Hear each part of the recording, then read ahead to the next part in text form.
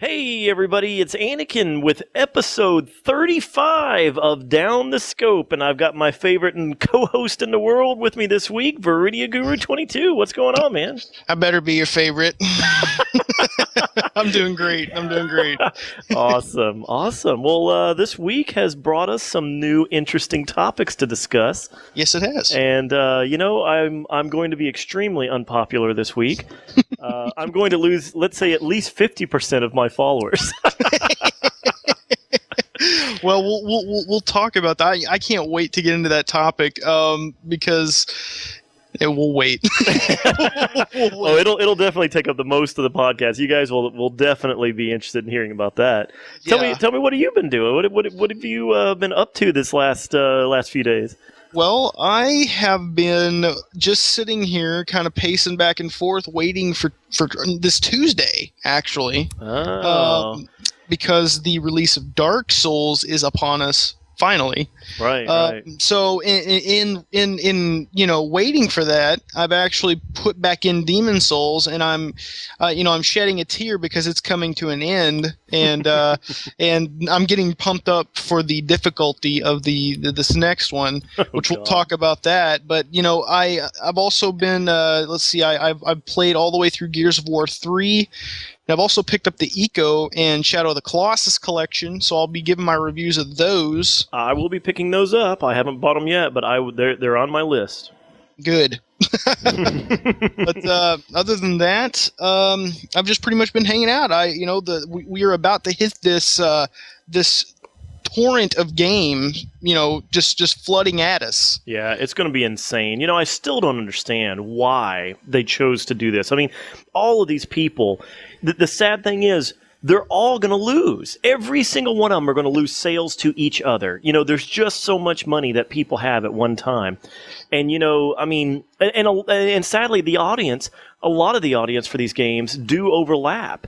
I mean, just you and I have talked about, if we had all the money in the world to just throw at games, we'd probably be buying all of these.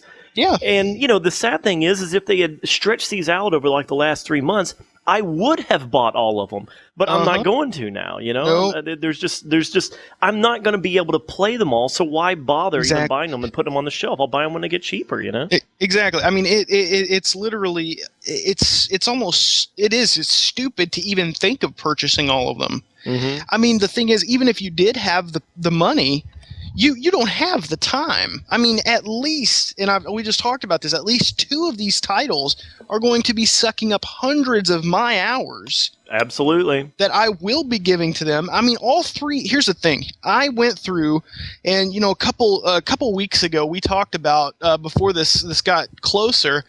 We talked about what games we were going to have to buy and which ones we were going to have to wait on. And the way I did it was I literally I sat back, I looked at all of them. Even though I want all of them, I had to choose the ones that were going to give me the most time for my money. That's right. And that's what I did. I picked the 3 games that were going to give me more time than any of the other ones. And that's Dark Souls, Modern Warfare 3, and Skyrim. There you go. I mean, you're going to get the most bang for your buck out of those games. Exactly. I mean, at least 100 hours on each one. I mean, way more than that, obviously. But I'm going to say at least 200 hours for each one. That's enough for me. You look at Uncharted 3, and I love Uncharted. But the thing is I'm not a humongous fan of the multiplayer. And the story mode's not going to take me more than 10 hours to beat. And once I'm done, it's just like, okay, beat it. Yep. And it'll just sit there. It'll just sit there, yeah. And in Dark Souls, it's a game that I will literally, I mean, you are made to restart the game and play a different way, even before you're done with your first playthrough. I have spent hours and hours playing that game. It's one that you will want to start over. You get 5 or 6 hours in and you're like, oh my God, if I was this class, I could be doing this right now. It's tempting. I'm going to do it. And then you just keep doing that until literally you're a badass at the game. Skyrim, don't even have to explain there. It's a humongous game full of crap. I mean, it is literally stocked full, and I'm not, I know it is. I mean, I'm taken from Oblivion, and then of course you got Modern Warfare 3. The thing is, I hate Black Ops, and I still have played that game over 200 or 300 hours. Yep, me too. I know. I haven't played it in a while, but yeah, exactly. Obviously, even bad Call of Duty games, you still get your money's worth. Right. So I'm very. I mean, and with Modern Warfare 3 having those RPG elements where it's like, okay, now you get to level up your gun. You really get to choose how you want to style your gun and your character. I think I'm all aboard for that. So yeah, I'm insanely excited for those 3 games, and the other games. It'll be awesome when I get to walk into a GameStop or something like that and see Uncharted 3 or Assassin's Creed Revelations for $15 or something. Yeah, exactly. And be like, hell yeah, there's a cheap game I haven't played. You know. But sadly, it really does make me. It really does upset me, honestly, that the one that is going to lose is going to be Uncharted 3. That is the game. Yeah. I think that is probably still going to be one of the best games for the holidays, but because of the replayability or the lack thereof, it is going to be the one I think that's going to lose. Really.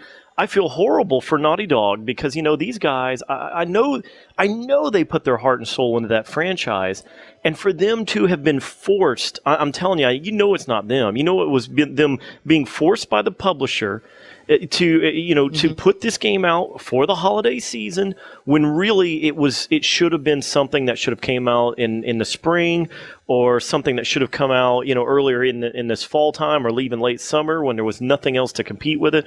It would have been a massive hit.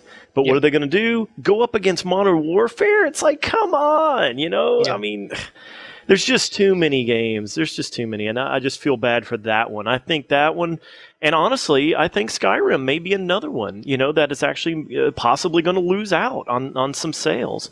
I think Skyrim has even a bigger following than Uncharted, but it's just going to be one of those that I think more people would have given it a chance. I don't, and let me argue the point with you there. I am a humongous fanboy. However, you really have to look at the sales of Oblivion and the amount of just love for that game, and when it came out, I mean, it's still selling copies, and it's what 4 or 5 years old now. Oh, at least, yeah. I mean, if this game, which it will, it's one of those games that when it comes out, it's almost like a Blizzard game. It's like you can't not play it or pick it up or something. And I mean, if you don't, obviously I don't play Blizzard games. There are people that don't. But the majority of people, if you ask, hey, have you played Oblivion? A lot of them will say, yeah. I've got people. There's this guy that works at the mom and pop store that I buy my games from, and he's just like the most like. He has no personality. He's always like this. You just expect him to be. He always plays just sports games and stuff. And I'm like, hey, how's it going, man? The other day, and I was like, have you played Deus Ex? No, I don't play those games. Blah blah blah. And then I was like, so what game are you waiting on? Skyrim. Damn. He's like, I'm gonna freaking love that game. And I was like, all right, nice. I mean, it's one of those games that people are just going to go. Ape shit over, and I cannot wait for it to come out. Unfortunately, it's the exact opposite for Dark Souls, man. It is so pathetic how many people don't even know what it is. I was on my stream today. I'm not going to name names because I don't want to embarrass the crap out of them. But I was like, oh yeah, I was sitting there just going, I am ready for Tuesday. I cannot wait. And he's like, oh, are you picking up a new game? And I was like, I am. And he's like, I cannot wait to play it. And we got to talking about it, and I was just like, wait a minute, what game are you talking about? Oh, NBA 2K11 or 2K12, and I was like, oh my, are you? I was like, I honestly, I was like, are you effing serious, man? Good Lord. NBA 2K12, I was like, that isn't even that is crap. I'm sorry, but I'm not into sports and these sports simulation games. And I'm just like. You're going to you don't even know what Dark Souls is, and you're sitting here talking about NBA 2K12. And it's so funny when I go to buy these games at midnight, and there's like these guys standing there for 2K12, and I'm like, man, you guys just don't know what you're missing. I know. It's just I think it ends up being kind of funny about the guys that are, I mean, it happens a lot. You think, oh, okay, everybody at this one midnight release is here for this one game, and then you see this see like 2 or 3 guys that walk up and they're asking for some goofy sports game or something. Yeah. And you're just like, really? Oh yeah, even on the like the Call of Duty midnight releases, you'll have people in these lines like waiting, and they'll finally get to the freaking front to get their game, and they'll be like, yeah, I'm here for 2K12, and it's like, what? What are you waiting in line for, dude? I know. Did you really think people were here to buy that game?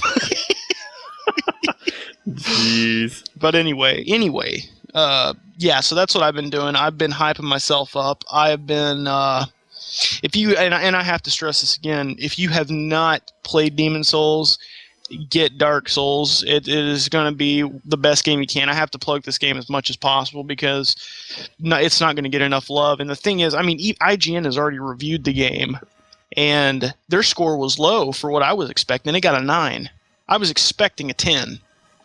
The only reason it got a 9 was because they said it got too hard.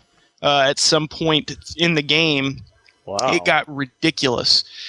They said that the difficulty of Demon Souls is what makes it fun. It's a trial and error learning game. Every time you die, you don't feel cheated. You know that you messed up. But they said in Dark Souls, there are some points to where it gets overly hard. The thing about it is that these IGN guys, they don't know how to play the game, I guarantee you. It's one of those games that you can't just get a review copy and in a month be able to review the game. It's definitely going to kick your butt, but you've got to put some time into it, Right. So in my eyes, that was a perfect 10. You can't knock a game that's based around difficulty, because that's the thing. I was never a fan of Ninja Gaiden because of the difficulty. Right. I was never a fan of some of these games just because of how hard and extreme they were. So when I heard of Demon Souls and I heard of how hard it was, I was turned off immediately. But when I found it for $20, I picked it up and I was like, I'll at least give it a shot. And I realized this wasn't just an in-your-face, slap you in the pants, kind of difficulty that just pisses you off. It's a difficulty where you're like, wait a minute, I could have done that better. And before you know it, you're not intimidated. So anyway, I'm done ranting. Pick up Dark Souls. If you don't know what it is, I'll be streaming the crap out of it. So, so tune into my stream. Indeed, I gotta watch some of that. For sure. But anyway, I guess we're going to. What did you have any? What did you do? I mean, I know we took a little break last week. Yeah. We just took a little break. I had a few things I was trying to catch up on, and I know that we've been having some YouTube issues. Yeah. And I am interested. You guys tell us down in the comments if you're actually still seeing any videos pop up from us. I was getting a little frustrated because some of my more recent videos that I did, I mean, I've got a couple of videos on my channel that haven't even broke 200 views because according to some of my fans, they literally just happened upon my later videos because they weren't notified about them. And it was getting pretty irritating for me. It was getting kind of disheartening, because I thought, geez, I'm just not getting any kind of interest. My channel was almost dead there for a while, so I kind of took a little break. I had some things to do on a personal level, and I've gotten a lot of it done, so I'm kind of back in action this week, and I did play some games. I actually beat Warhammer Nice. 40K Space Marine. I believe it or not, I can't say that it's this like deep, powerful, moving game or anything, but let me tell you, it was it was actually pretty darn good. The story really kicks into high gear after about 2 hours in. Right. And it's one of those games that, if you don't give it a real chance, and I mean like it has to draw you in. It takes about 3 hours, honestly, I think, before you start creating a relationship with these characters, and you actually do start caring about the storyline. I'm not even that huge a fan of the Warhammer universe. There's certain things about it that are kind of cheeseball. The orcs are a little overly cheesy, and they're meant to be that way. And I'm like, I'm okay with that. But it's not something that I just go, oh well, this is amazing. But the thing is it does have a lot of interesting factions. There's this cool war going on, and the Space Marines and all that are pretty cool. And but anyway, I ended up getting engrossed into it, like really engrossed into it. Wow. And probably about halfway through the game, I can't even tell you how many hours total it is. I think it was probably 10 to 12. And for a single-player game, that's not bad at all. No. And it was varied enough to keep me interested. It wasn't. It didn't feel like I was doing the same thing over and over. There was a lot of repetition, but it wasn't all the same. They changed up the missions. They changed up the what you had and what you didn't have. They tried to limit you on certain weapons at certain times. So it made it interesting. And Right. man, they kind of threw you a twist about 3/4 of the way through. And then they threw you another twist a little later in the story, and then all of a sudden, man, the ending was this super powerful ending on all kinds of levels. Really? It was an emotional ending for the main character. It was you actually lose some other characters along the way. You end up really going through this insane boss fight at the end that is extremely satisfying. It's probably one of the coolest boss fights I've seen to end a game with. Oh, and wow. man, I'm telling you, it's sad, but this is another one of those games that I think is going to be just lost because of the timing. And it came out, I think, what was like the week before Gears of War 3 or something. Maybe 2 weeks before. And it was on it was like kind of sandwiched in between several games. And this is actually there's another game that I picked up that I've been kind of playing that is also going to be lost, and that was Driver San Francisco. This is a really good game. This is good stuff. This is not garbage. This is not a throwaway title that they just decided to toss out. Both of these games I highly, highly recommend. Driver, I've been a fan of the series since the very first one, and this one is it's even more evolutionary in that franchise. They do some really interesting things with the character and how to manipulate your ability to move from car to car. Yeah, and, that was pretty neat. I mean, if you haven't watched any of the trailers, they explain everything. So if you have any interest in car games, definitely go check out a trailer and see how they went about getting you from car to car. Basically, the best thing I can say about Driver is for the most part it's GTA without all the bullshit.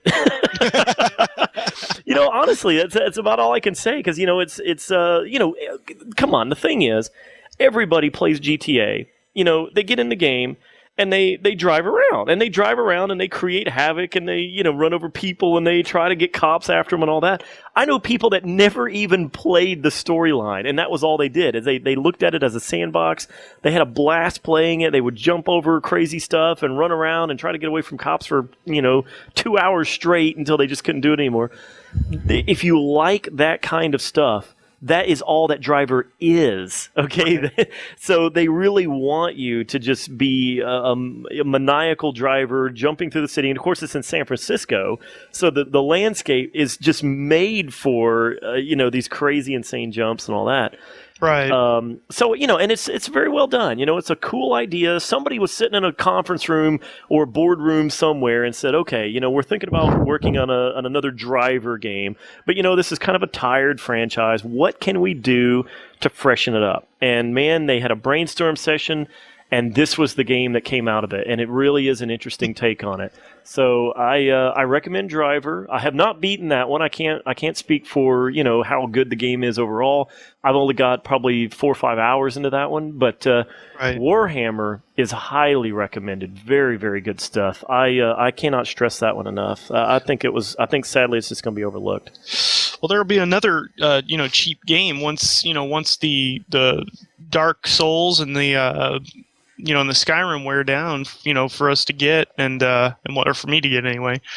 So I'm excited about that. I saw that the other day. You were talking to me about mid playthrough, I guess, on Warhammer, and so I was pretty excited about it myself because you were talking so highly about it.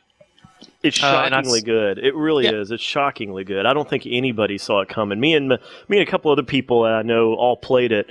And man, everybody felt the same way I did. I mean, this thing just came out of nowhere and just beat us all silly. And we were just like, wow. And I mean, it is so visceral. It just pounds you into the dirt, but the whole time you're playing it. So right. It's one of those games that you cannot sit there and play it, for more than about 2 hours at a time, because it's just is an assault on your senses the entire time. It's just nonstop action. I mean, it's just action to the point of where it's almost ludicrous at times, but good stuff though. I highly recommend it. Well, sweet. Sounds like I will be playing that one soon. Yeah. As for me, I do want to touch on two of the big games that came out. We had obviously the release of Gears of War 3. Ah, yeah. And you said you haven't picked it up yet. No. The thing is I actually do want to go back and play these. I really do. I kind of give them grief with the whole chest high walls and everything from time to time. But honestly, I do respect that franchise. But it's just a different pace. And I've been spoiled so bad by Call of Duty and and other games like that I usually play anything fast paced. So Gears of War is just a different pacing. It's a different kind of gameplay, and I really enjoyed what I did play of Gears of War 2, and I almost beat Gears of War 1. And again, something else took my time away, and I never went back to it. But I really do want to go back and play all three in a row. Well, good news, Anakin. This one is this one will not bore you at all. I mean, there is literally nothing. This game is, and I am going this far, the best shooter I've ever played. It is amazing. The thing is that these guys really did take a formula and one that they started the Xbox with pretty much. And they've evolved it over time the way a franchise should evolve, and they have done it spectacularly. This setting is obviously, if you know the Gears of War franchise, this is 2 years after the sinking of Jacinto, and basically the cog has they're gone pretty much. There's only a few left, and they live on ships now. Ships in the ocean, pretty much just to stay alive. And this game, for one thing that I have to imagine is the hardest thing for a franchise. It's ending it. It's coming up with a way to end something that has been going for years. And without spoiling anything, this game is high octane, just absolute crazy shooting. I mean, there are tons of points in this game where I just got so anxious I couldn't even function just because of the amount of crap that was happening. But they do it in a way it's not hard, it's just overwhelming. And you've got all kinds of stuff. There's one part literally halfway through the game that makes you start shaking in your pants. I mean, you're just like I mean, it's so you don't know how you're going to do it, but then something happens, of course, and it makes you slow clap, and I mean, it's awesome. But anyway, if you haven't played this game, I highly recommend it. I mean, obviously, you knew it was going to be a good game, but there is no excuse for any third-person shooter. I mean, this is what they have to live up to.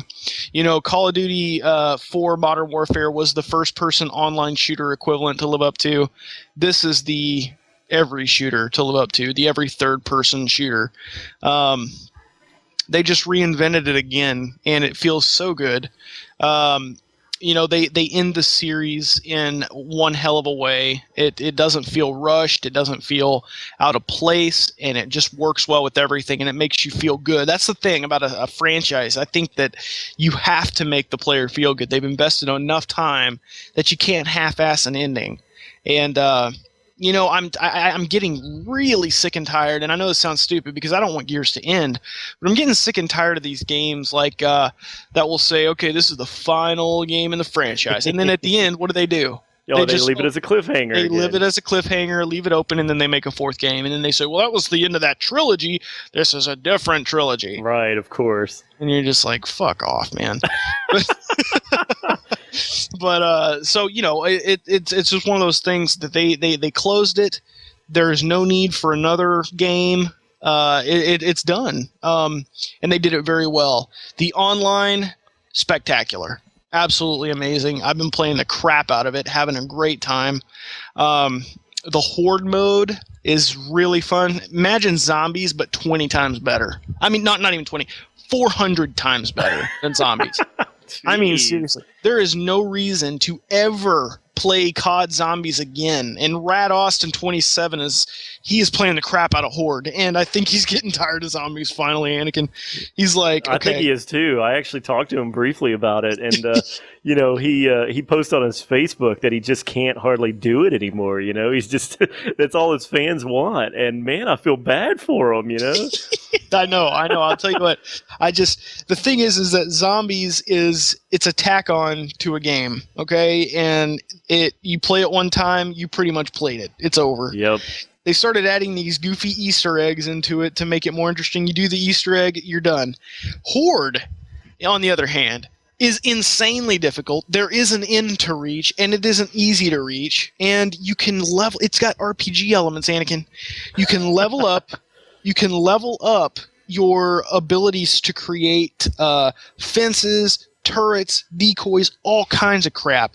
So, I mean, it's not one of these things where you jump in, you play, you die, it's over. You play, you level up, and then you come back stronger the next time, and the next time, and the next time, until finally, hopefully, you can get all the way through all 50 rounds and beat it.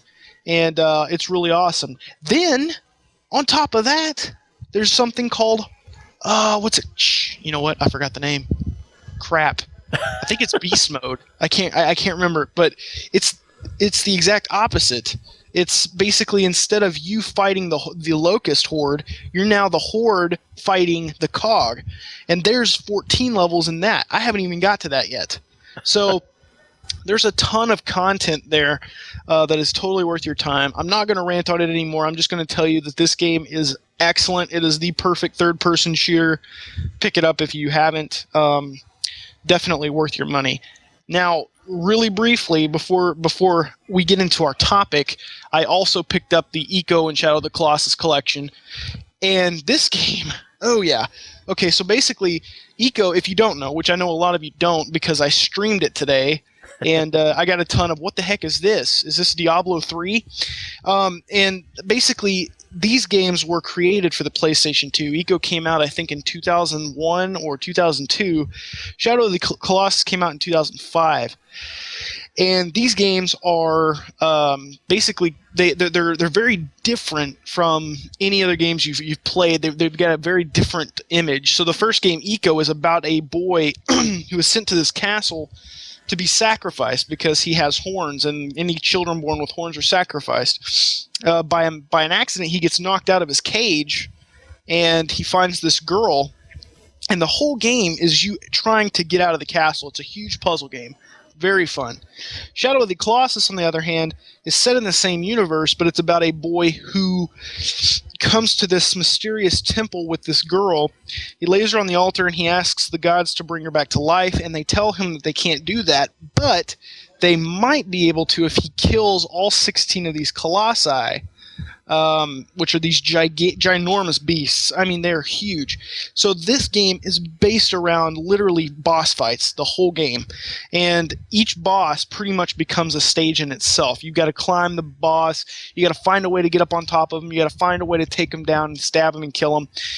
Anyway, the thing about this game is that they've taken these two amazing properties and they've combined them into an HD collection. And the thing is, these games were created... Literally, I don't see how they did it, but they created it with HD in mind when they first created it back on the PS2. And they literally just let it die by being in standard definition. It was absolute crap. So now when you play these games, they are in this crisp, just beautiful... they just look amazing. And the game's only $40. I mean, you really can't pass it up, honestly. Yeah, that's both games. Yeah, both games are $40 together. Together in HD, they look as good, if not better, than a lot of these games that come out today for the PS3. No lie. I mentioned it in the episode when we were talking about art. I said that these games, it doesn't matter how good graphics get, these games will always have good graphics. And now that you can see them in HD, it proves my point to the T, to the letter. So pick this game up. Hands down, one of the best games you'll ever own. If nothing else, this is one of those games that you just have in your collection. You don't even want to sell it. You can always come back. It's one of those things that even your grandmother could come over and watch you play it and be like, wow.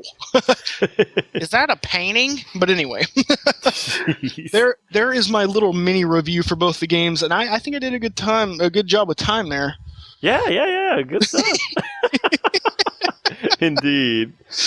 Oh, well, I know one of the other things that we have been doing, and this will be the meat of our discussion.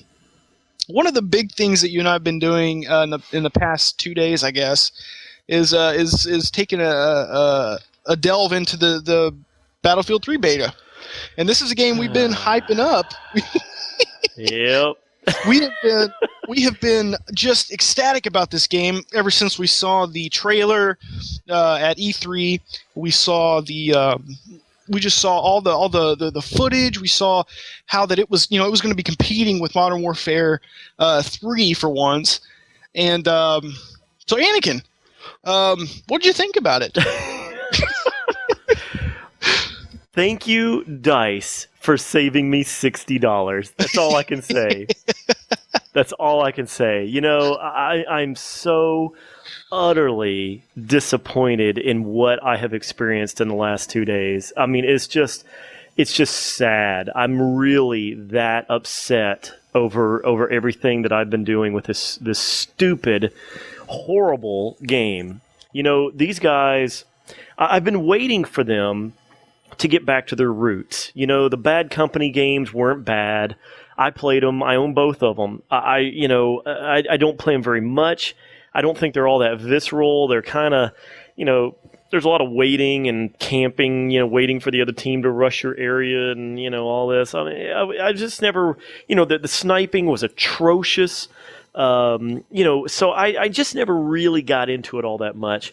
And then, some of the most fun I've ever had in all of my gaming time, okay, one of the best games I've ever played was Battlefield 2. Yeah. I played that game hundreds and hundreds of hours worth. I absolutely loved it. Me and my friends played it all the time. I mean, this was obviously way, way back on the PC. I think we're going back, 7 years or so. And this was just such a fantastic game. And, it's what they don't get. This is what I don't understand. Battlefield, not Bad Company, okay? Because honestly, I consider Bad Company 1 and 2 not even worthy of the Battlefield name. I consider almost like a spur, like a fork in that franchise that went over to a whole different area. Wow. But here's the deal: Battlefield 1942 was a game changer. I mean, this was a huge game back when it first came out, and then it evolved into Battlefield 2, and then they had Desert Combat, which was actually a mod that turned really kind of into Battlefield 2, and then Battlefield 2142 was actually still pretty good. So the point is that, Battlefield sucks as a Call of Duty game, okay? It is not about the player interaction. It is about the big, massive battlefields with all the vehicles. That's what it's about. And what did they do? They tried to make this Call of Duty style game mixed in, with the vehicle thing, and that was not what the game was successful at. It was successful before with vehicles. And, I played the Caspian border maps. I used the password hack, which is, don't even get me started about Origin on the PC. There was a password hack that you could use on Chrome that would allow you to bypass their stupid, horrible interface through the web browsers.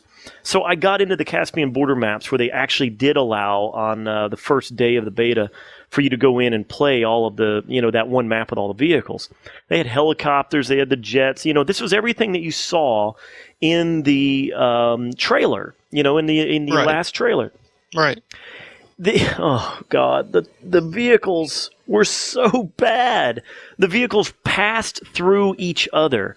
And, it was like I actually watched myself. I was driving one of these military buggies, the like a dune buggy of sorts.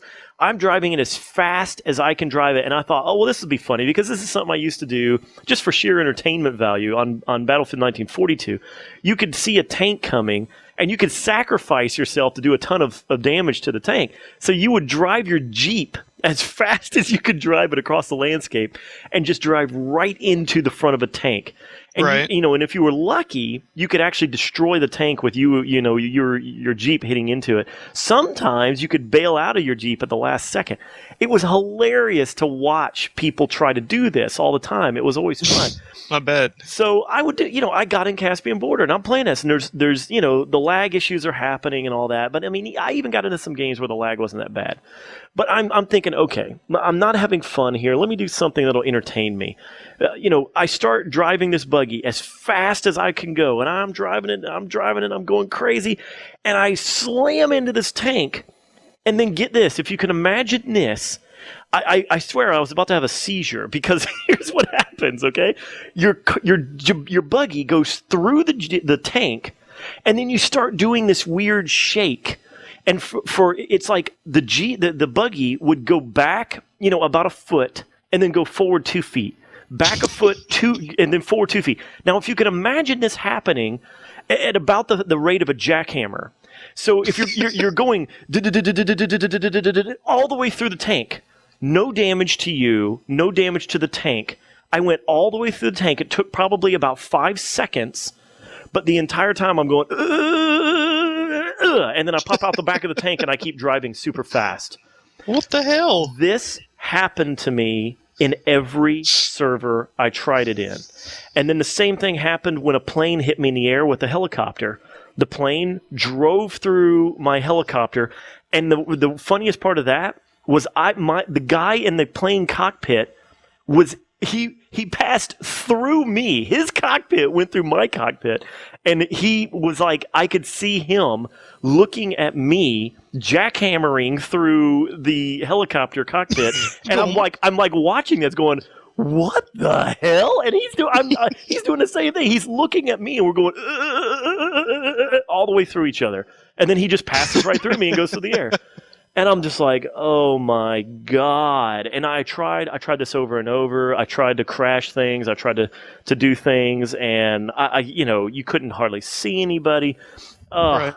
I'm telling you, I've got at least 20 hours logged on the PC and probably close to that on the Xbox. And I'm just so unbelievably disappointed. I can't even begin to start listing to you all of the problems I had with the game. Tell me your thoughts. Well, I haven't played it at all like that. I played it for maybe an hour. So my opinion isn't as noteworthy as yours. However, I didn't have that bad of a time. There were a few times where I had to suicide because I got stuck in a bug or something. But as far as the gunplay goes, I was raping. That might have contributed to the to my fun factor. Well, and I was actually finishing first in a lot of the games that I played on the Metro map. On just the plain old Rush map, I was going 20 and 5, 18 and 7. I was trying to remember some of the scores I had, like 16 and 10. I mean, I was doing pretty well. I finished first in most of my games that I played. But let me tell you, just the number of bugs that I came across and the amount of gameplay problems and some of the basic game mechanics that are missing, I just got so fed up with it. Well, do you think that it'll be fixed? Because this is a beta, do you think that it might be fixed? Well, let me tell you. Here's something that some of the people that I played with, they were all like, "Oh, come on, Anakin, it's not that bad. It's a beta."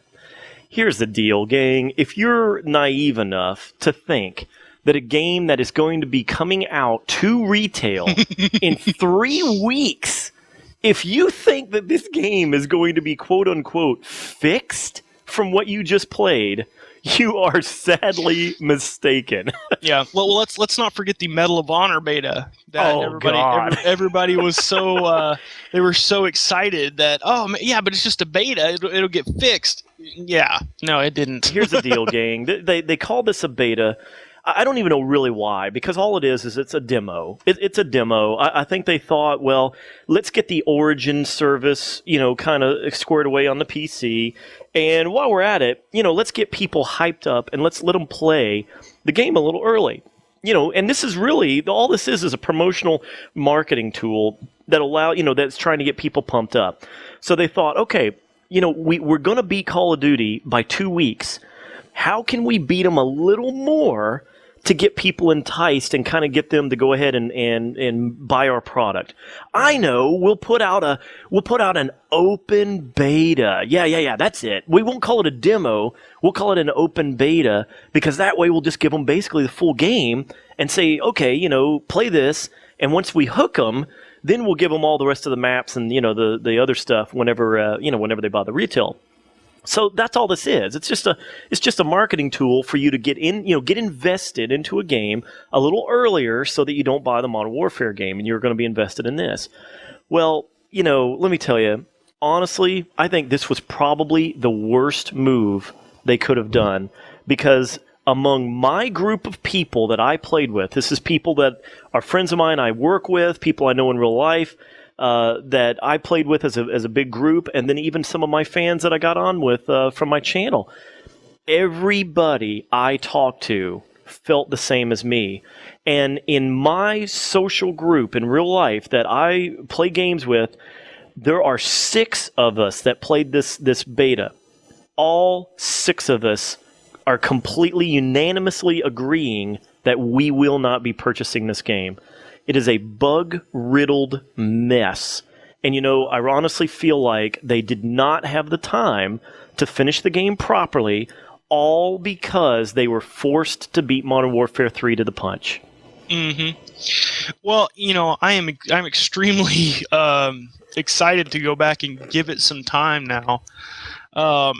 Like I said, I've only played it for maybe an hour, and when I did, it was just me getting the feel for the controls and just it was basically just me shooting. And I didn't have, the only trouble I had was that everybody was sniping. Oh God, it's terrible! It's terrible. Yeah. I mean, I would like join mid match and be like, and I'm dead, and I'm like, SVD. It's like, okay.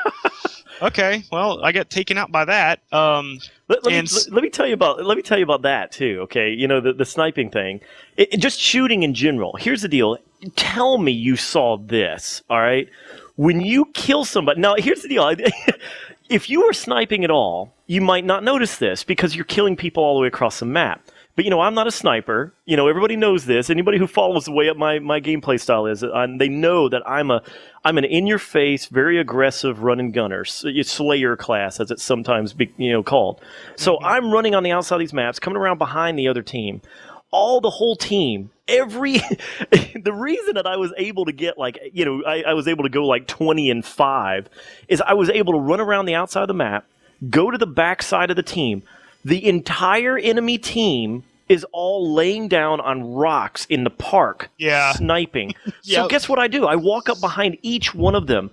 I shoot each one of them in turn, and because the sound engine for this game is so awful, the guy right next to the guy I just killed has no clue I'm standing there.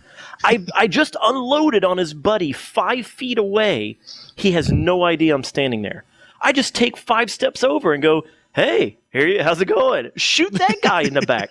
But here's where it gets even better. This is so stupid. I figure out that I look at the name on the guy that I just killed, and then I look at the name on the other guy I just killed, and then I look at the scoreboard, and then I look at the next guy, and I'm like, I bet this guy's a squad leader. I'm not going to kill him. I'm going to let the other 2 suckers spawn on him. Oh, Jesus. Are you serious? This. Sure enough, I'm right. I let them spawn on them. It's just like basically taking advantage of a tack insert. These 2 idiots spawn back on the guy. They lay right back down in front of me, disregarding me standing there. I kill both of them again. They both come back again on the same guy.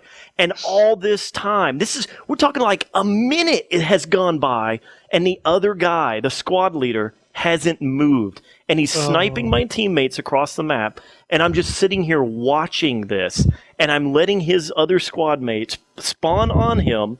I'm just at this point, I'm just sitting there shooting them like they keep coming back. And I'm like, this is a bastard. This is terrible. I'm like, this is absolutely awful. So, okay, but here's the thing. Let me ask you if you've seen this. Because of the way I play, and because I'm like literally right there, tell me you've seen the animation when you shoot people. Suddenly, the guy you just shot looks like an Olympic gymnast doing a cartwheel. Have you seen this? No. Okay. Imagine this. Here's a guy that is crouched down. He's not laying down. He's not prone. He's not standing up or whatever. He could be in any of these positions. But imagine the guy is crouching, because this is the way I've seen it mostly. You shoot the guy, and then his character goes from a crouching, a crouching position to suddenly flying in the air, doing a full spread eagle cartwheel, and then lands like about 5 feet away from where I shot him. This oh my God. is repeatedly the animation I see when shooting people in this game. I have only killed people from way far away, and tell you the truth, a lot of my kills come from just getting into the tunnel, aiming down the tunnel, and pulling the trigger. Because the killing is Call of Duty fast. Oh, it's fast, but don't even get me started about the killing problem. No, well, I'm not saying anything good about it. What's the problem that you're talking about? Here's the thing. Again, going back to first-person shooter basic game mechanics, okay?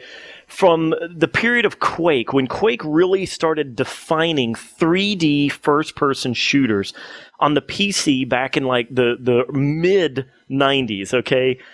Ever since that game, every good first-person shooter has had hit markers, audible hit markers, meaning you can hear a game sound, not the sound of, like flesh being torn apart or anything. We're talking about just a game, a blip of some sort or another that you can hear in your headphones. When you're shooting somebody, you hear them go ting ting ting ting ting ting, and then you're hitting them. You can hear your gun hitting that person as a game attribute, not as part of the game engine for the sound of what you're hearing, but right. This is a game thing.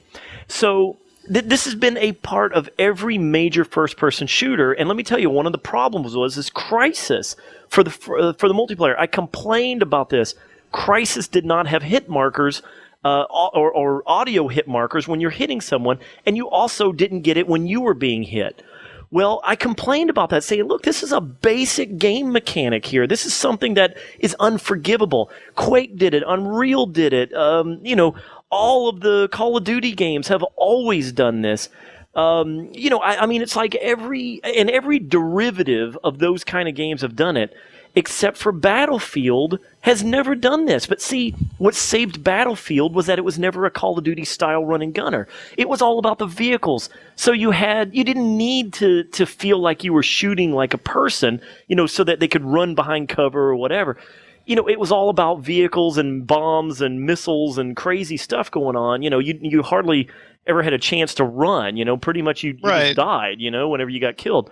Well, they tried to turn this into a damn battle or a Call of Duty game, but there's no hit markers on either side. You don't know when you're getting hit, and you don't know when you're hitting the other person. The only thing you know is you're aiming at someone, you're just shooting like crazy, and the only time you know whether you kill them or not is when you see enemy down. Right. I noticed that the I didn't get any hit markers when I was being hit. They died so quickly whenever I was playing, I didn't even think about me hitting them. It was just like, well, it's true. Dead. It is true. Yeah. I mean, there's no time to run. It's not a game where you can get away. There's no doubt. I mean, Call of Duty, you can take some hits and then run around a corner, but not in this, man. And let me tell you, that's the other thing too. Is this felt like Black Ops to me when it came to the hit marker detection. Whenever you're going around a corner, I would be like getting hit, and I know I'm getting hit. I can. It's like I can jump out of the way. Somebody's shooting me. I'll go around a corner. I'm like 5 feet past the corner, and then I do that stupid animation where the camera just suddenly turns sideways, and I see my hand laying on the ground, and that's it. I'm just like, and I'm like, okay, wait a minute. The guy was like down the hall, like a freaking 100 meters down the freaking tunnel, and I'm around here almost going up the escalator, and I'm dead now. It's like, oh, come on. Come on. Come on. So anyway, I feel like I feel like there's so many problems with the game, and I'm not even a fanboy of like Call of Duty here by a long shot. But in this case, I'm just glad that seriously, I'm just glad I can focus on one game now. I was seriously worried I was going to try to split my time between these two games, and I'm just so. I'm really upset that the game is such a mess, in my opinion. I know there's going to be people that are going to be loving it, and they're going to get it over Modern Warfare, and they're going to love it.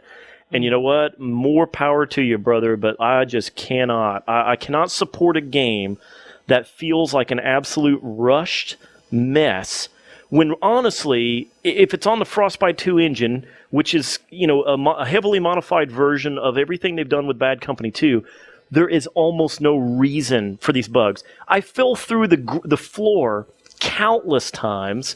I got stuck in one of the subway cars multiple times. Right. I jumped down one of the escalators one time, died at the bottom. I don't even know why. It was like I didn't get shot by anybody. I jumped and it just said suicide. And I'm like, got stuck. Yeah, it's like it's like my foot got stuck in the elevator, like on the Mallrats or something, and they're like, yeah. Anakin's playing on the escalator again.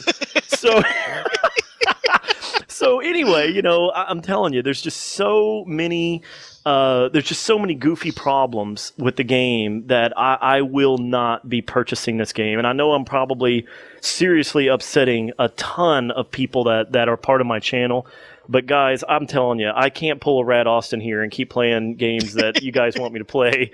If I'm not enjoying it, then it's just not worth it to me. I may pick it up for the single player experience because of the graphics and the some of the other gameplay that I've seen in the trailers and stuff, like that tank battle and all that. Right. I may get it for some of that. I may enjoy the single player, but they would have to make some. Just complete like revamping of everything that I experienced so far. The PC, oh god, let's talk about Origin for a minute. Now, Veridiya, I know that you don't do PC gaming or whatever. I don't. Well, Battlefield has always kind of belonged on the PC anyway. They've always supported these 64-player maps, which the consoles have never even gotten to that point. Right. And they've always allowed for these huge maps where you got vehicles and helicopters that you can just. It takes you like 2 or 3 minutes in a helicopter to fly all the way across the map. It's just been it's been one of those games that's always been on the PC. It belongs on the PC. So I said, you know what, I'm thinking about buying this on the PC instead of the Xbox or PS3. And I said, okay, they want you to do this stupid Origin service, which is a competitor to Steam for those of you who aren't PC gamers. Steam, obviously, by now, most people are familiar with because of Portal 2 and how it integrated in with PS3 finally. So the thing is, Steam is very refined after all these years. I think Steam by now is probably going on like 9 or 10 years old. This thing has been around for ages, and it's pretty much the definitive online digital distribution for PC games. Right. There's been 100 competitors that have come and gone. Some are still here, but nobody has even gotten close to the way that Steam handles things. And of course, obviously, it wasn't always wonderful at the beginning. They had their ups and downs early on, but they've been around long enough. They know how to do it right. So here comes Origin. Okay, now you would think one of the biggest companies in the world, EA, behind Origin here, you would think that all they had to do was go and download Steam and just look at it and say, okay guys, programmers, come here. Look, you see this? Make that. Just make that, but for us. That's all they had to do, okay? No. They made this Frankenstein freaking program that, like, Oh my God. You install it and it runs down in the corner. Just like your standard Steam, it runs down in the taskbar over by your clock on Windows. And it is this absolute total mess that you don't know when it's running because it sits there in the background, tries to, it's trying to log in. But see, Steam at least gives you a splash screen that says, connecting. Connected. Okay, you're now on Steam. And then poof, it goes down the corner, done. You know what's going on. Origin? Right. No. I said it, hey, all right, fine, Origin, start when Windows starts. Reboot my machine, and I'm like, well, that's weird. Everything's loaded. Well, where's Origin at? Well, that's weird. Let me double-click the icon. Double-click it, and I'm like, okay, nothing. I see like an hourglass for half a second there, like something's going on, and then goes away, and I'm like, where's Origin? That's weird. So I click it again. I'm like, well, maybe it just didn't take. What the heck? Double-click it again. I'm like, come on, Origin, come on. Come on. Nothing. So then I go to my processes. I go to my task manager, and I'm like, Origin's running, and it says it's running. I'm like, well, that's strange. I guess maybe it just screwed up or something. I kill the task. Wait a minute or two, and I'm like, okay, it looks like it's dead. Double click the icon. Little hourglass, busy icon. Okay, nothing. So I'm like, what the heck? So here's what I do. I said, screw it. I'll just wait. I go over to my Xbox. I play a couple of games of Battlefield 3. I go back to the PC, and it's finally loaded. I'm like, oh, my God. I hate you, Origin. I hate you. So then I pull up Origin. I can't, you can't just go like, say, you can't just play Battlefield 3 demo beta. You can't do that. You have to load up Origin. They don't give you a Battlefield icon at all. You have to go load up Origin. And you pull up Origin. Here's where it gets even better. Steam, everything is inside Steam. Everything is integrated into the games. Right. Origin, you click on Play Battlefield. What would you think when you click Play Battlefield? What would you think would happen at that point normally? In all normal universes. Yes. It would launch the program. Well, you would think, right? It's like, hey, I want to play Battlefield. Okay, click here to play Battlefield. All right, click. What? It opened a web browser. It opens your default web browser. And you know what? And then it says, install a little ActiveX control. I'm like, what? Well, okay, sure, go ahead. It installs this crap, and then this game manager thing comes up in my web browser at the bottom. And then it's like, okay, now go try to join a match. And then this is all in a web browser. And I'm like, wait a minute, where's my game? I don't want to play around on the web here. I want to go play this game. Right. And then you have to go through this ridiculously screwed up, horrible web interface to launch the game. Okay, so let me tell you my wonderful experience on PC. First time I get this loaded, first night they launch it. I launch the game. I go through all this horrible method, okay? I launch the game finally through the game manager nonsense through the web browser. Here's what happens. I get a black screen that's a windowed box, not full screen. I get a black screen. And I get a pop-up dialog box that says, sorry, you're not using the latest version of the NVIDIA drivers. You need to go download the newest drivers. And I'm like, are you kidding me? I said, I just downloaded those not even a month ago. You're telling me there's even more newer ones? So it says, they will not run it. They will not run the game without getting those drivers. Wow. It won't run. This is the first time I've ever seen that. So I'm like, all right, fine, okay. Let me go get these stupid things. First of all, the drivers are 147 meg, which that's just a side point. But of course, here I am trying to play this damn game. So now I'm going over there. But get this, before I can even find out that they're 147 meg, I go to NVIDIA's site. I look at it, and it says you've got the current drivers. I'm like, well, that's strange. I figured I did. I just got the latest ones not that long ago. And I'm like, well, that's very strange. I wonder why Battlefield tells me I don't have the current drivers. So then I go back to Battlefield. I started again, and it says go and get the NVIDIA drivers, blah, blah, blah, blah, blah, whatever the version number was. I look at my version number, and it's not the current one. I go back to NVIDIA's site. And then I see I go, okay, I'm like, what's going on here? Now remember, I'm a tech guy, all right? Now we're talking other people who are not tech people are going to try to play this game on PC, and I guarantee you that some people probably still haven't played it yet. So here's the thing. I go over there, and I look at their beta drivers section. Now, let me tell you, some gamers do like to go get the beta drivers for their video card. You know, some of them are a little, you know, they want to see what the next drivers are going to be like or whatever. Generally, I do not go get the beta NVIDIA drivers because I've been burned in the past. You know, they screw up my card, or, you know, it doesn't work right or whatever. So I've usually been staying with their you know, latest, greatest drivers that are authorized and, you know, verified and all that. So I look at their beta drivers. And in the beta section on NVIDIA's website, not on their main site where you go get the drivers, okay, but this is in their beta section. You have to go and dig for this. It says, click here for the Battlefield 3 beta drivers for your NVIDIA card. Oh, wow. And I look at this version number, and sure enough, it is the version number that they want you to use. And it's a freaking beta video card driver. That is what they are requesting for you to use. So I download this. Again, here we go now, 147 meg. So I have to wait for this driver now to download. Then, for a beta driver, you need to do a clean install because you never want to install a beta video card driver over your existing driver.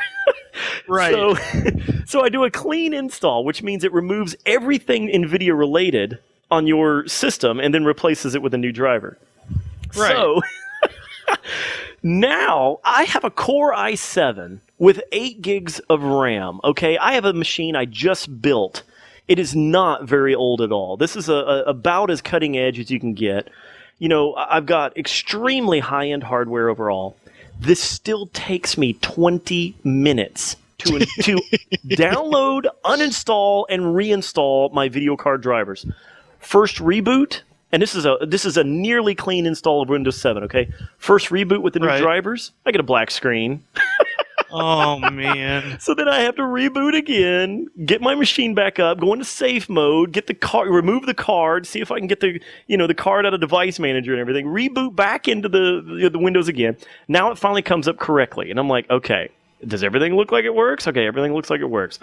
Boot the game again. Okay, I had the game at 7:30 that night. The game was done. I launched it the first time at 7:30. I didn't play the game for the first time after having it downloaded, ready to go at 7:30. I didn't play the game until 9 after all of this do-re-mi, okay? That sucks. And then at 9, you know, I get into the regular game, and I'm like, oh my God, where are the vehicles? And then I realize that, you know, after doing some reading, after playing the game about 3 or 4 times in that Metro map or whatever it's called, I get pissed because I'm like, where are the vehicles? I don't want to play Call of Duty in the Frostbite engine. I want to play with vehicles. Right. So I go read up, and everybody's like, oh, yeah. You can go play the Caspian border maps. Oh, but they're all passworded. And I'm like, passworded? What the hell's a password? Well, and I find a site that says, oh, yeah, here's the new password. Oh, but here's the new password. Here's the new password. I'm like, are you freaking kidding me? That's absolutely crazy. So I finally get a password, and then they change it again on me. Okay, I get in. I sit there and try to get into a map over and over and over and over. Then they change the password again. Never could get in. Then I go and read on another site where this is how bad this whole system is.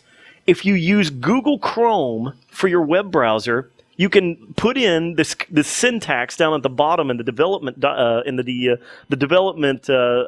input line at the bottom.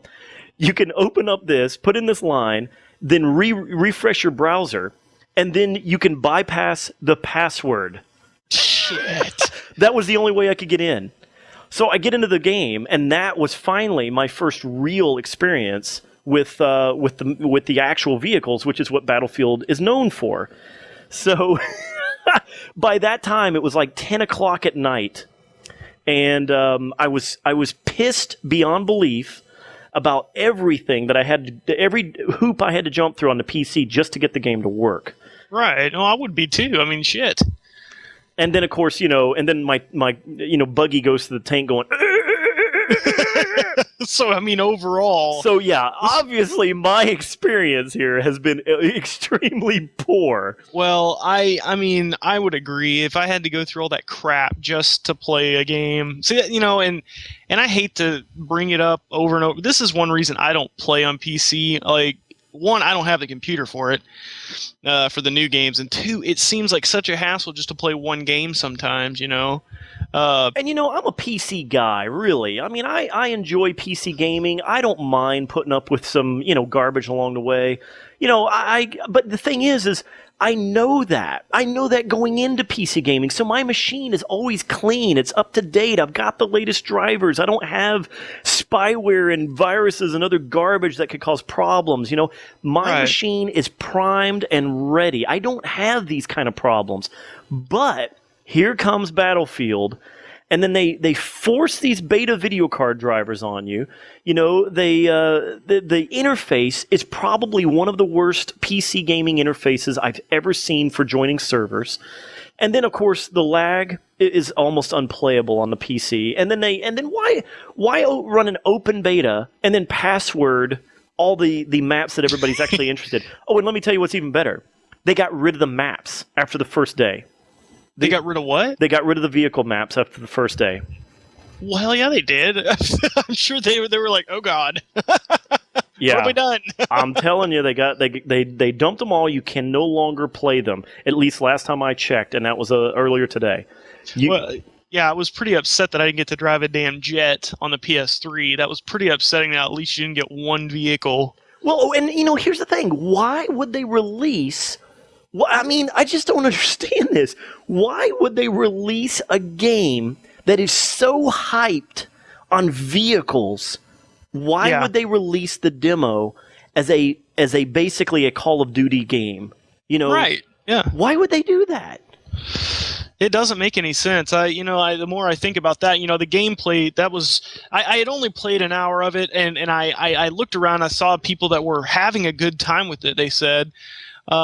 I didn't realize all these issues persisted, so I'm definitely gonna have to jump in there and give it another shot. I feel undereducated to comment on.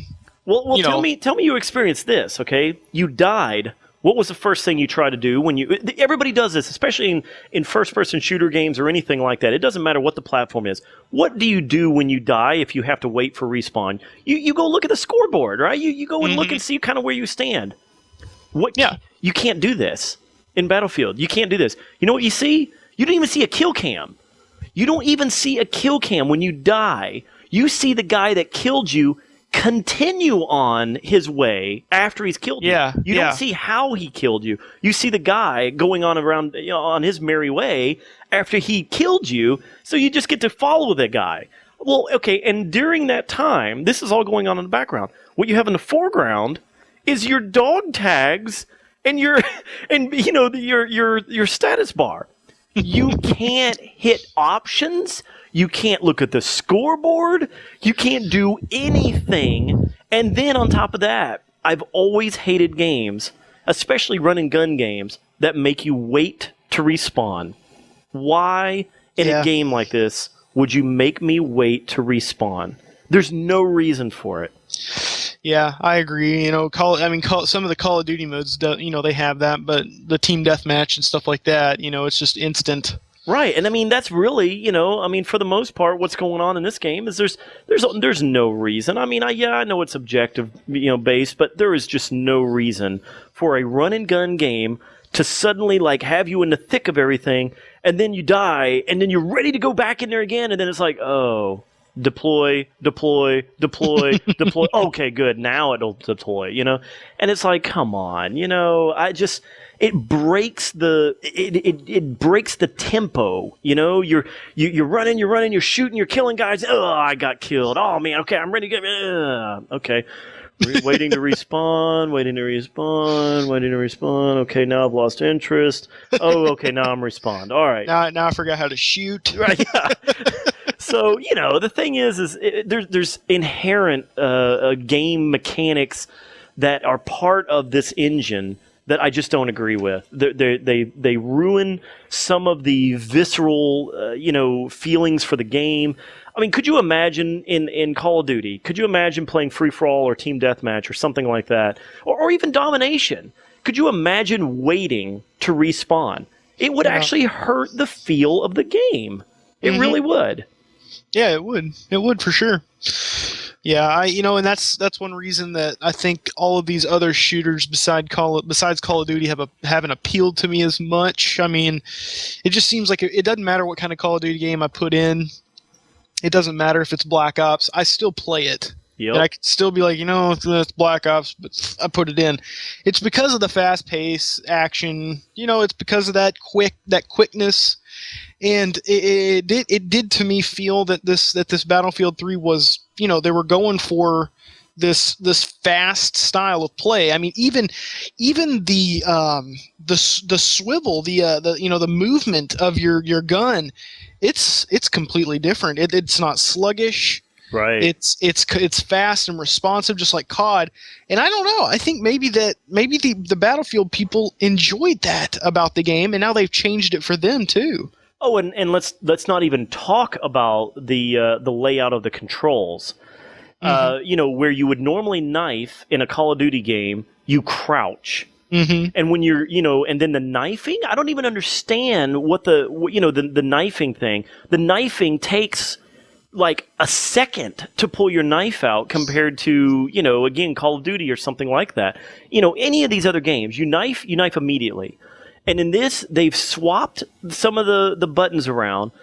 And it's like, okay, guys, come on, you're trying to be a COD killer. That is what your claim is. That is what the guys from DICE have been saying. Right. This is going to be a COD killer. How can you be a COD killer if you're going to go after the COD community and you're going to have your controls be jacked up right out of the box?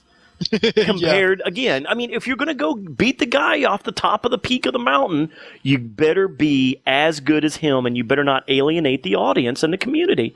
Now, am I saying Call of Duty is the best game out there and the controls are the best? No. But guess what? Everybody sure knows them. So, you know what? Yep. You better cater to that community if you want to beat them. So, Yep. I just, it's like, I could have taken a trip to DICE and went into the boardroom and said, okay, guys, listen, you want to kill Call of Duty? I'm all for it. I am 100% with it. Call of Duty is not the best game on the planet, okay? Let's do this. Here's some very basic game mechanics.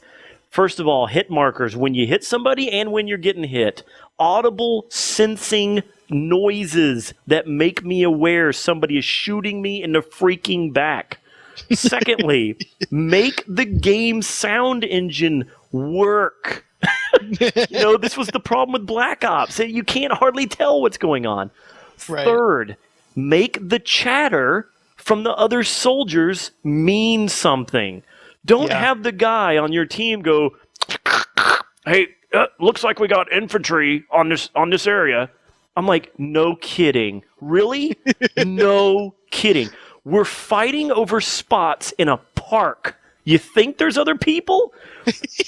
Oh, my God. And then, okay, to move on from there, make sure when you shoot somebody and they die, that they don't start becoming an Olympic gymnast. Make sure that their body lays on the ground when you shoot them. Well, I do have to say, I'm glad you took last week as a break, because I think if you didn't, this would have made your head pop a little bit. I'm telling you, here's the thing. Normally I would just kind of dismiss this and just go, man, this sucks. I was really kind of looking forward to it. Wah. But you know what? I mean, I was really pumped about this game. I mean, these guys hurt my feelings. DICE hurt my feelings and really hurt, my interest in this franchise, because I was waiting for this game. I was anticipating this game. Honestly, I said it in one of our last podcasts. I said I was worried that I might be spending more time in this game than Modern Warfare 3. I was actually worried. But you know what? At this point, all I can, go. And let me tell you some other wonderful things that happened to me. When I spawned, I would spawn about half the time looking back opposite of where the action is. And what's even more wonderful about that is if I spawned on my squad leader or on one of my teammates, if I spawned on somebody in the thick of it, in the middle of crazy action, gunfire and everything, you know what they do? They spawn me standing up, facing backward. Yep. And then you know what? I spawn and I'm like, oh, what? Let me get my bear.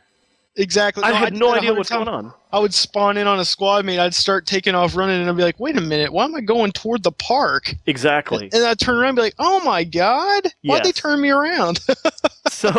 So here we go again. I mean, this is a very basic game mechanic. It's like if you're going to spawn on somebody or on some, I mean, I could even say, okay, spawn on the person that your squad leader is or whatever, and face the direction that they're facing. Maybe there's some reason that they're running back towards the other direction.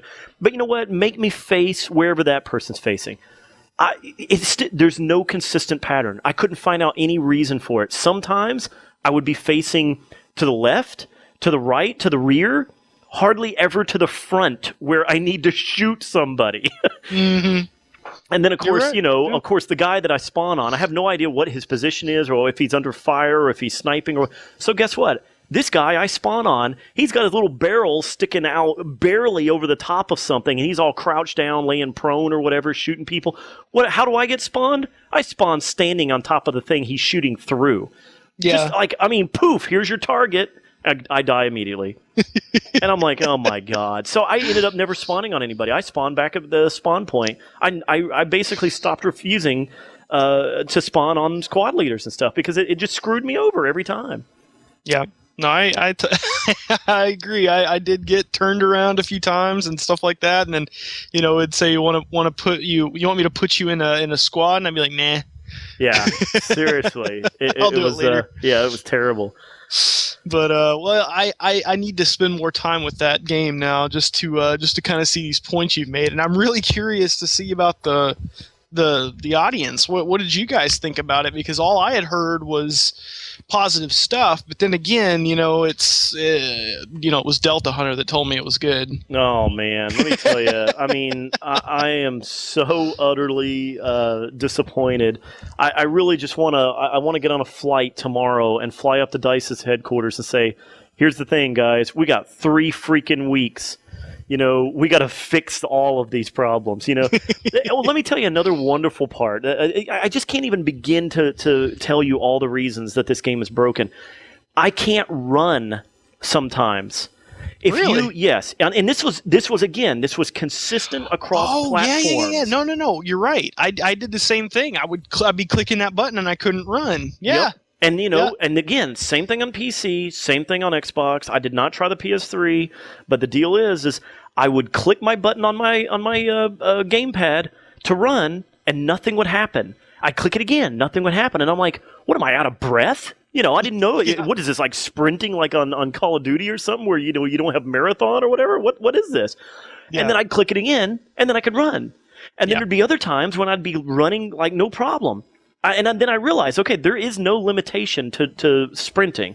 It looked like you could just sprint continuously. Well, if you run into something, like if you get snagged on something, it's like it just screws you up for running for like a long time. I don't know what it is, but suddenly you can't run because I think that the game doesn't know you stopped. Right. It's like it's waiting for the flag, that says, okay, the character's running or the character's not running. And it's like you stop on something instead of you stopping yourself. And it's like if the game world, for whatever reason, interacted with your character, it's like it doesn't turn the flag off that says you're no longer running. So you press the button again to run again, but that attribute of your character can't be turned back on because the game still thinks it's on. So that's my guess. I mean, I have no idea. But the thing is, it's like there were just periods of time when I could not run. And so, I'd leave the PC and I'd go over to the Xbox to test this. And I'd play the same thing over there. And I'd be like, okay, I can run. Seems like fun. I'd play a couple of games, no problem. Play a third game. Oh, can't run. And I can't run for a while. It just made no sense. Oh, and did you, you may not have, here we go again. Did you ever get the blue screen, the blue haze screen? Did you ever get that? No. Here's the deal. When you are picking your, if you spawn and you're actually spawned and your character is standing in the game world, you have your, if you go to your scoreboard or if you go click your options, or whatever, if you pull up any game screen, I don't mean your Xbox screen or anything like that, okay? But I mean if you come up with a game screen over the top of your game world where you're standing, and then you click away from it and go back into the game world. Well, here's what happens when that menu screen is up. When the menu screen is up, they put this really, really thick blue gel over everything. Okay, so you can't hardly see. It's almost like you're playing a night map or something, but it's even more darker than that because they get rid of contrast and everything. So you can barely see what's going on. So here's the deal. Obviously, they do that so you can focus on the menu. And then you look at the menu, and then the menu goes away, but the blue gel over the gameplay is still there. The first time this happened to me, I thought, did they change it to a night map? Wow, well, that's kind of neat. I didn't know they were going to change it in the middle of gameplay. That's kind of cool. And then I was running around. I'm like, Jesus, I can't see anything. And then I was like, well, God. Do I have a flashlight or something? So I start looking around and I'm like, wait a minute. It doesn't really look like night. What the hell's going on? So then I jump back to a menu and then I jump back from the menu again and then it brought everything back normal. And I'm like, are you freaking kidding me? So once again, I switch back to the PC from the Xbox. So the first time that happened to me, it was on the Xbox. I go back to the PC, played over there for a few hours. Sure enough, happened to me on the PC as well. So once again, this is a bug. This is a bug for a game that is not complete. These are things that are unforgivable. I consider this broken. I am not going to pay $60 for a broken game. I said this about what was it, Killzone 3? The party system and the way that you join multiplayer. That game was broken right out of the box. I get mad at stuff like that because these games are not cheap. I expect them to work right out of the box. Yeah, I agree, and I won't be picking it up. I mean, I wasn't going to do it anyway, but I'm glad to hear that there's something to justify it. I know a lot of people are still going to enjoy it. Maybe the full game will be different. I know this has really pissed you off. Well, I'm telling you, I'm. The thing is I've just. It makes me as mad as Black Ops made me. And Black Ops made me pretty darn mad because, I really, again, this was a game that was hyped up. They had all these new game modes like the, gun game and then the, bullet, one in a chamber and all these other interesting things.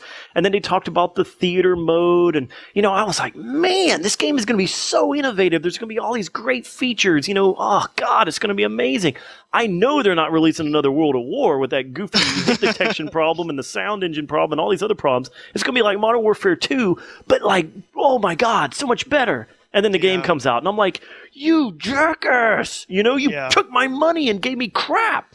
So here's the thing. If Modern Warfare 3 disappoints me the way Battlefield 3 disappoints me, I'm going to just go on sabbatical and I'm going to become a monk and I'm going to live somewhere in Nepal where there's no games anymore to disappoint me. Yeah, I'm telling you, man. I'm just going to stick with my Dark Souls and my Skyrim.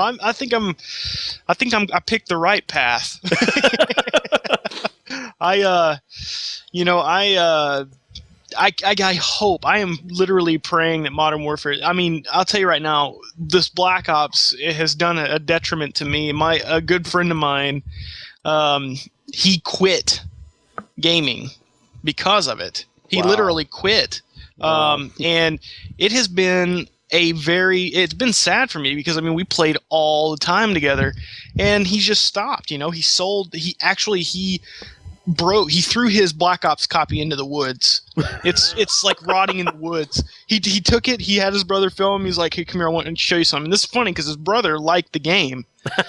And he's just like, I want to show you something. And so he had him film him and he walks outside. He pulls the game out of his pocket and he's just like, Black Ops. And he just chunks it. I mean, there's frisbees into the forest. And it's just like, wow. And he's like, I'm done. So he's selling his Xbox. And it just upsets me, and I'm just hoping that Modern Warfare 3 will be able to bring him back, and especially him because he's a good guy and I love gaming with him, and I'm hoping that it can renew my faith in the Call of Duty line. I hate every time I hear Call of Duty now, I just cringe kind of. Well, and we already have something to fear. We know that a lot of the major talent at Infinity Ward was not involved in this. Yeah. We know that what was it, Steamhammer or Sledgehammer Games is also they were involved in the multiplayer version. And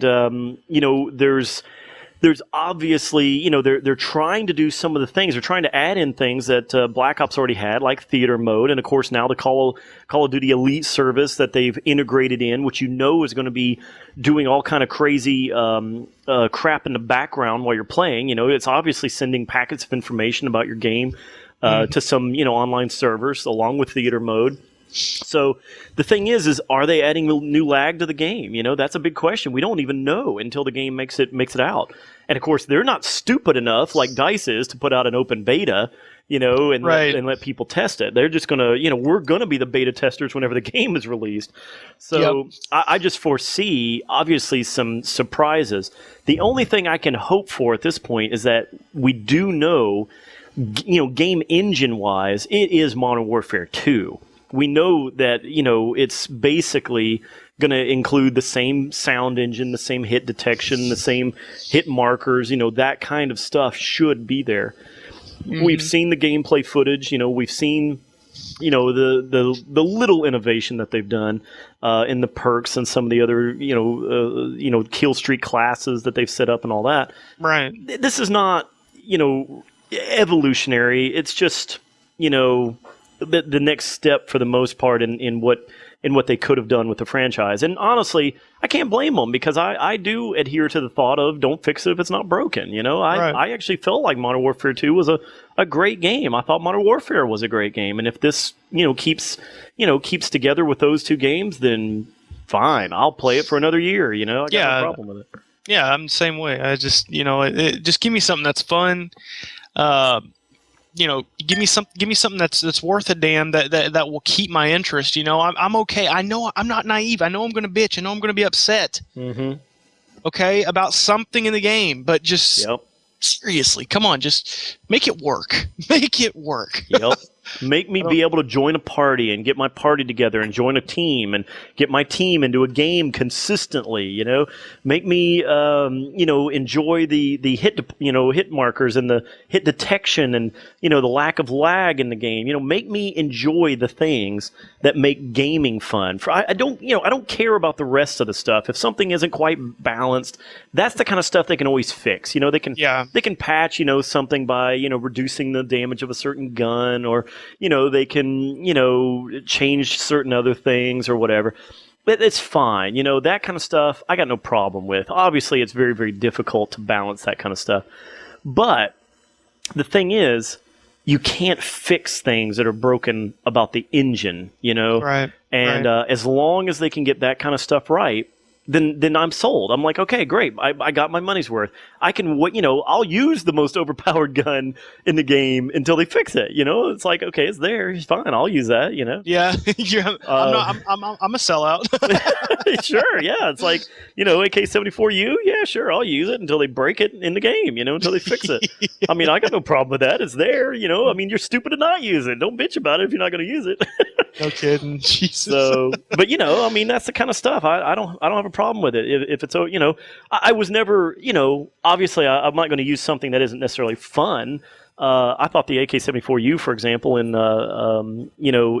Black Ops, I didn't think it was that overpowered. A lot of people complained about it. I didn't think it was that big a deal. I didn't even notice, honestly. I only used it on Nuketown. But even then, when it comes to something like one-man army with noob tubing and danger close, in Modern Warfare 2, that's not exactly fun to me. Now, is it cheap, and could you utilize that class? Sure, if you wanted to. I mean, and the thing is when people did it, I didn't really even complain. I was like, oh, well, that's kind of cheap, and I'd just kind of move on with my day. I didn't go, oh my God, you lame ass. I never really cared, I was just like, oh, okay, this guy is a cheap player. I'll just have to flank around and shoot him in the back, I mean, I always just found a way around people who played cheaply. But I mean, if that's your game style, then so be it. Yeah. Well, we turned into an FPS cast. I guess I don't know how, but here's the thing, gang. All you guys listening to us, whether you actually get this in your sub box or not, I'm sure all two of you that listen to this week, since apparently YouTube is broken still, who knows? Yeah. But both of you listening, I actually want to hear the comments. And if you tell me, honestly, I really do want to know your unbiased opinion on Battlefield 3. I'm truly interested because I know among my own group, and I'm talking not one or two other people here, I'm talking 10 to 12 people personally that I know that I gamed with on this game, on multi-platform, okay? Xbox and PC. Tell me if I am wrong. I really want to know. I want you guys to say, I've never seen the other character when I kill them turn into an Olympic gymnast. I want you to say that, you didn't play a game where literally more than 50% of the other opposing team you were playing against was not sniping. I want to hear you say that, you didn't get the blue screen of death across your gameplay whenever you went into a menu option and came back out. I really do want to hear what everybody is experiencing. I mean, am I the fluke that just saw that many problems, that many glaring problems? Was everybody else just having so much fun that they dismissed the mild little issues? Did everyone just go download the beta drivers and move on with their day and not have problems on the PC side of things? Or were you irritated that you had to go do this? How many of you out there like Origin and like the way that it works with the web interface instead of something along the lines of Steam? I am very, very interested to see how many of you, in fact, this would be your best response, in my opinion, in the comments below. You tell me if this beta, this release, has swayed your opinion one way or another on your final purchase of the game in 2 weeks. Mm-hmm. I want to know that. For sure. Yeah, I agree. I am honestly, I'm probably the poorest person for this topic, just simply because I wasn't going to buy it anyway. And well, to me, it was a no-brainer. It was 100%. It was a 0-day purchase for me, 100% with no questions asked. Right now, it is basically I'm going to look for it in a bargain bin so I can get through the single player. Right. Yeah, that's the way I'm looking at it. I'll watch my buddy's multiplayer gameplay footage of it. And that'll be pretty much all I got. When it comes down to it, that's the good thing about having friends that do all kinds of stuff here on YouTube is that you can just watch what they do and kind of decide whether you like it or not. Thing is they can't sway me because I'm very picky about what multiplayer games I play, and Call of Duty has honestly been the only shooter, with the exception of Halo, that has piqued my interest. Halo can hold me over for a long time.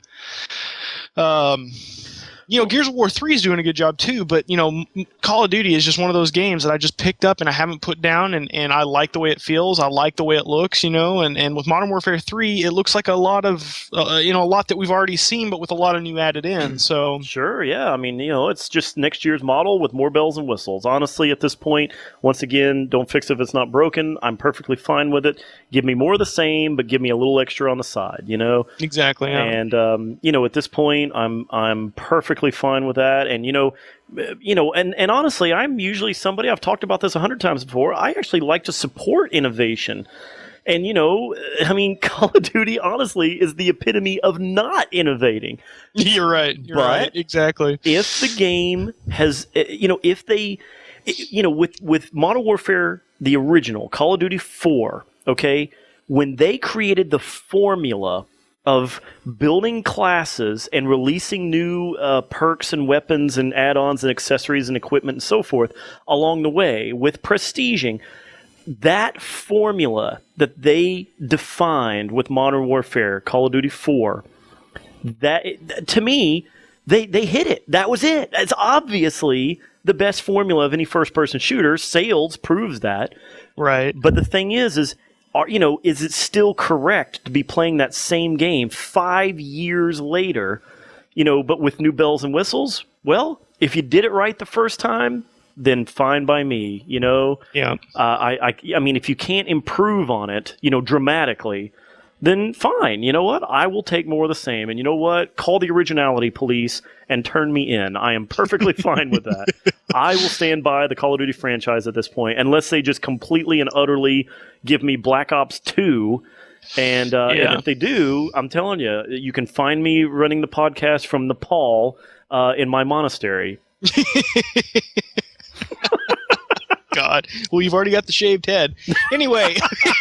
Indeed. But I don't know about that vow of silence. I think I'm the... There's no way. Yeah, I don't know. There's no way I'll be able to do a vow of silence. Well, you might if you never have to play Battlefield 3 again. That's true. God. Well, geez, man. I've got a lot to do. I have a lot of playing to do. I've got to catch up on this knowledge. I was not aware of all of these problems you brought up, and I'm glad that you did because, as far as I was concerned, when I saw your email today, I'll tell you right now, I kind of like went, whoop, I shook my head. I got closer to the screen. I was like, abomination. Yep. That's what that says. That's right. That's what I wrote. That's what I wrote for Veridiya when he says, "Hey, man, I got some topics for the podcast tonight, And I said, he says, "Are you going to be able to do it tonight?" And I'm like, "Yeah, I can do it as long as one of the topics is the abomination that is Battlefield 3." And I was like, well, let's hear this. Yeah, there's not too much. There's really just not too often that you will find me so frustrated and so mad about a game. It's just a game at the end of the day. I'm not I'm not really a fanboy of a certain game or anything. I'll play whatever's out there. You've heard me now 35 weeks. You've heard me talk about games. Rarely do I really go off about a game, but this one was one that, it just really sucker punched me. I was so mad at this beta. I just can't. I want you guys to say one more thing and I'm in the comments. You guys have a lot of things to tell me back, okay?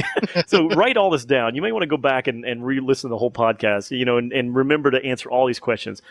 Did Crysis 2 or Battlefield 3 look better? And here's mine. Here's my take on it. Crysis 2 is leaps and bounds better looking. In fact, I had to remind myself of it. When I was so disappointed in the graphics of Battlefield 3, I was like, God, is it just me? Is these other problems in the game ruining my experience of the graphics as well? Let me take this out and let me put in Crysis 2. I put in Crysis 2, and this is Xbox, okay? This is not even PC, because the PC version obviously looks better on Battlefield 3 than the Xbox version. There's no doubt, okay? Right. But I said, you know what? Let's make this fair. I'm going to put in Crysis 2 on the Xbox versus the Battlefield 3 Xbox.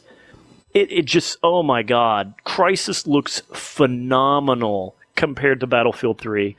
And I'm telling you, I don't know what they did. I went and watched the trailer again for Battlefield 3 of that Caspian border gameplay. I swear to you, they went in there and you fixed some of the contrast and some of the, they went into After Effects with that trailer and they made things pop.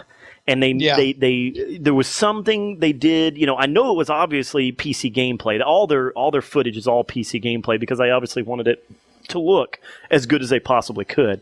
But the thing is I'm telling you, even on the PC, it looks okay. I'm not saying it doesn't look bad. The thing is, it looks good. I'll even say it looks good. But for the best looking game out there, not even close. Crysis 2 has blown it away. Well, Crysis 2 is a very good-looking game.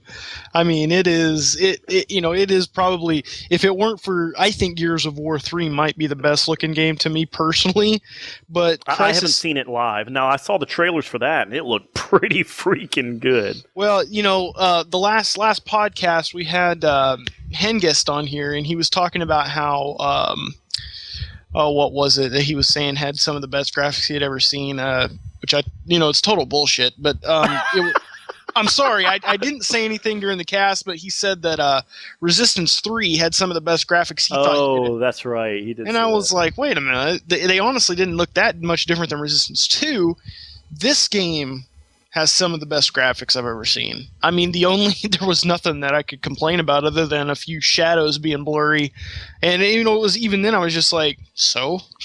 Yeah, really, right? The amount of detail and the amount of different locations and stuff, it's amazing. So I'm saying Gears of War 3, Crysis 2, these are some of the best looking console games ever made. Yeah. They don't stack up to Battlefield. Yeah, it's just Battlefield. It just disappoints on so many levels. I really am. Yeah. I really am interested to hear how many people, if their opinions have changed of the game, whether it's a for sure purchase now or whether it's not a purchase at all. whether you're going to buy it because your friends are going to buy it. Are you just going to trot along, and go ahead and get it regardless of your current opinions?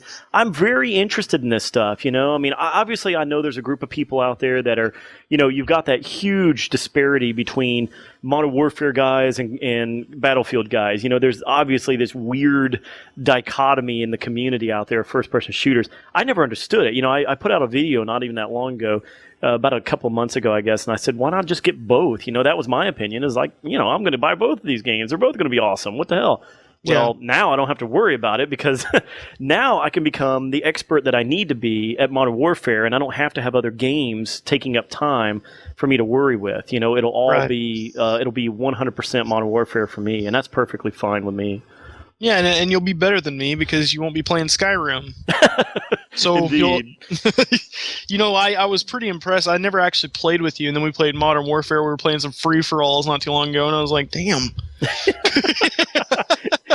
Well, I'll tell you, I mean, about the only person I think that and of course we never even got to play free-for-all, but the only person that I really think has given me a run for my money recently is Delta Hunter. He's pretty, Delta is a beast. Yeah. Man, he's pretty damn good. There's no doubt. And I've got a couple of fans from my channel that give me good runs for my money. I'm trying to think of a couple of the guys that I play with. I know Blue Calhoun is pretty good, and Darth Demi he's extremely good.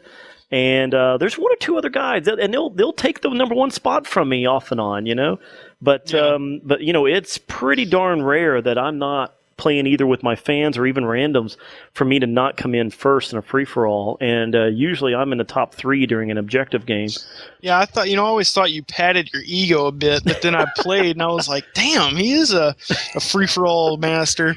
Well, free-for-all is pretty enjoyable, but actually I'm trying to get back into the game, the team gameplay. I want to do the objectives once we get into this because I'm actually interested in the support kill streak package. Oh, for sure, yeah. I think they're also going to force some of that on you to be able to prestige quickly, and unlock stuff. So I'm kind of interested in that. You're right. I bet they'll end up forcing something like that on you. I just hope they don't do what Black Ops did, to get I mean, it didn't make any sense, but they said, okay, to get Ninja Pro, you need to go and defuse 10 bombs and demolition. And, and then you had to go, capture 20 flags in domination. And then you had to, and I'm like, wait a minute, what the hell does that have to do with getting Ninja Pro? Just give me the close knife attacks when I'm doing Ninja. And I mean, that's it. That made perfect sense in Modern Warfare. This makes no sense. Right. It's like, I know you want me to go play these other game modes. I know you're trying to make me do that, but don't, well, not only that, but don't force me, don't force my hand to go and do it. Entice me, make the gameplay good enough that I want to go play it. Don't force it on me to get something that I want for free-for-all or team deathmatch, I mean, I didn't agree with that in Black Ops. I hope they don't do it to you in Modern Warfare. Exactly. Well, I mean, for those of you, who are looking for some good games, there are definitely some that have just come out, and we're about to get hit with the wave, and it's going to be crazy. Again, I encourage you, pick up the ICO and Shadow of the Colossus collection, the remastered HD edition. Pick up Gears of War 3. Tuesday, pick up Dark Souls and experience something you never experienced if you haven't played Demon Souls. I promise you'll enjoy it. There's no way in this world that you can't enjoy it. I was watching a stream. Somebody was streaming some Demon Souls, and there were people in there who didn't like the game, and I was just like, I don't understand how you don't like it. I understand there's people, and this isn't their style. I get that. But geez, man, it's hard. I can say that. I can say that about World of Warcraft. I can say, hey, wow, it might be a good game. It's just not my style. Right. I'm not going to sit there and bash and call World of Warcraft a horrible game. So I don't see how some of these people who've actually played it didn't like it. I mean, it's very few that there are the people that, and most people that have played it fall in love with it. But anyway, go pick that up on Tuesday. One other game, by the way, that I am picking up, I'm actually going to buy this one on PC. I'm getting Rage. That seems to be one that everybody's overlooking. That comes out Tuesday, so that's going to be my Tuesday game. So well, that's awesome. So next weekend we will be, or actually next Monday or Sunday, we will be having a decent little discussion, hopefully, about Dark Souls, Rage. you what know. else is out? Oh, 2K12. God. Oh, jeez. Anyway, I think that we have. We have alienated, by the way, all of our sports game players. Yeah, I'm sorry, guys. Maybe somebody can donate a good sports game or something, and I'll give it a shot. Yeah, I just keep wondering what's different about 2K01 all the way up to 2K11. It's like, yeah, but you have to look at it, and you have to look at it from their point of view. And some of those guys are like, well, what's the difference between Modern Warfare 2? True. It's true, and I can't argue. Exactly. But if they're just going to change the rosters, Jesus, just give me a subscription service to the damn game at that point. Yeah, that's true. That's true. Anyway, I think you've bitched enough for today. Indeed. You're going to have to excuse me, guys and girls, for what I'm about to say, but I think I'm going to title this one Anakin Mouth Rapes Battlefield 3. Fantastic. I cannot wait to see that in headlines on your channel. It's going to be there. Let me tell you, you know what? I love it. That is fantastic. Mine was going to be thanks Dice for the $60.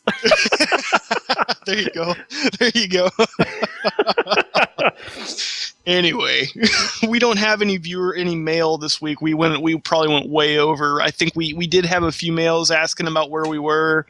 We're here. Yeah, we're here. If there's not a cat or a cast or something 1 week, it's not because we forgot or anything. It's just something might have happened, whether it be one of our kids or our kids were hurt or sick or something like that.